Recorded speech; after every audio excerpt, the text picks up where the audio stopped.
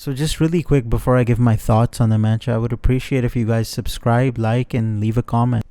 So an exciting game between Islamabad and Karachi just ended. Karachi scored 190 for 4 in their 20 overs, and Islamabad chased it down in the end quite comfortably. They chased it down with 8 wickets remaining and 8 balls in the match left. So I just want to address some points first that I made in my last video about Babar, where I felt he played a really bad innings, which is why Karachi lost that day. And Karachi lost today as well, but I thought Babar played really well. Started off a little slow, but ended with 81 in 54 balls at a strike rate of 150. And he was supported by Najibullah, who scored 71 in 42 balls at a strike rate of 170. So Karachi batted well up to a certain point, but one of the main reasons I felt like they lost was because they scored only 6 runs in the last 8 deliveries of the match. They were about 10 or 15 runs short, and that matters a lot in T20 cricket. So they ended up with 190 instead of what should have been 200 or even 205. And credit to Ali Khan for the last over, where he only gave away 6 runs. And credit to Hassan Ali as well, who bowled 2 dot deliveries in the 19th over in the last 2 deliveries of that over against a well-set Zadran. So he bowled well, and that momentum carried over to the final over that Ali Khan bowled, because of which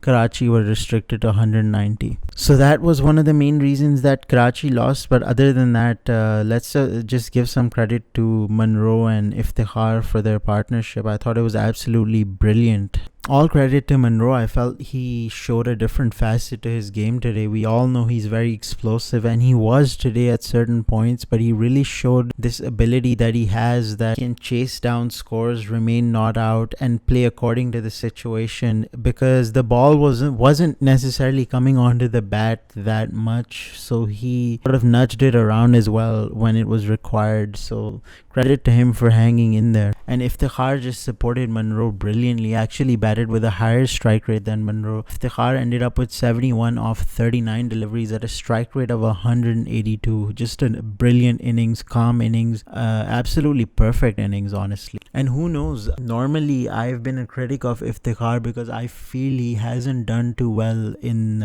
international cricket, but who knows, he's been playing well this PSL, and he's now played 2 great innings in a row.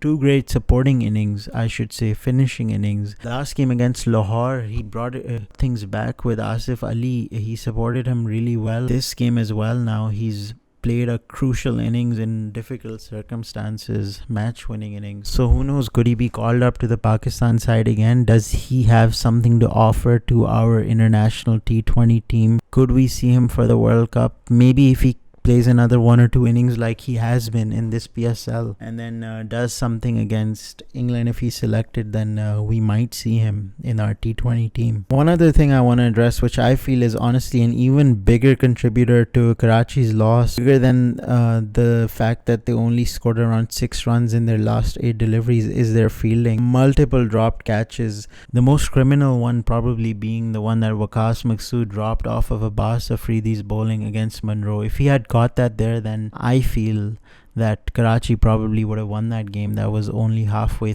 and Munro was only on 34 off 31 deliveries. And even besides that, there were some more difficult chances that really should have been taken, though. There was one at fine leg as well. So that's something that Karachi really need to work on. With this kind of fielding, they're not going to make it anywhere in the tournament. So now that leaves us with the current standings. We have Islamabad at number 1 with 12 points. They've basically secured their top 2 position right there. I don't think they're going to finish 3rd or 4th. So they're good. They're looking very strong as well. Lahore are 2nd right now. They've been faltering a little recently, but they have a good chance of making those top 2 positions as well. Quetta is basically out. Unless some kind of miracle happens, they're basically out. So that leaves Peshawar, Karachi and Multan all fighting against getting relegated to that 5th position. With the way I see it right now, if I were to predict, I would say that Multan is on the rise, and if they keep playing like they are right now, they will finish in that top 4, and Karachi look like they might finish 5th this time. But who knows, it's quite shaping up to be quite an exciting tournament. It feels like it's wide open. Apart from Quetta, everyone else has a chance in that top 4, and I honestly can't call a favorite right now. Finally, I also want to mention how exciting this match was in terms of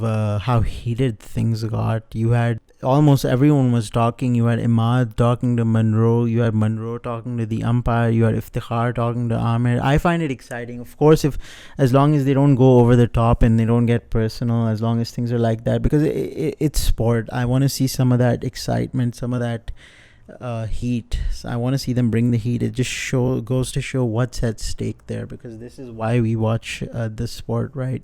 We don't want to just see some nice guys bowling and batting like robots. You want to see some emotions. Shows that the player are human after all. That was nice to see. And at the end of the day, everyone was laughing around, everyone was making up, they were all good. So it's just part of the game. So yeah, these things Karachi really need to work on. Some of the two things they really need to work on is their overall strike rate and their fielding, and maybe change up the bowling a little, because apart from Amir, it does look a little weak. And Islamabad honestly don't need to do anything right now with the way they're playing. They are tournament favorites, but who knows, anything can happen in the future.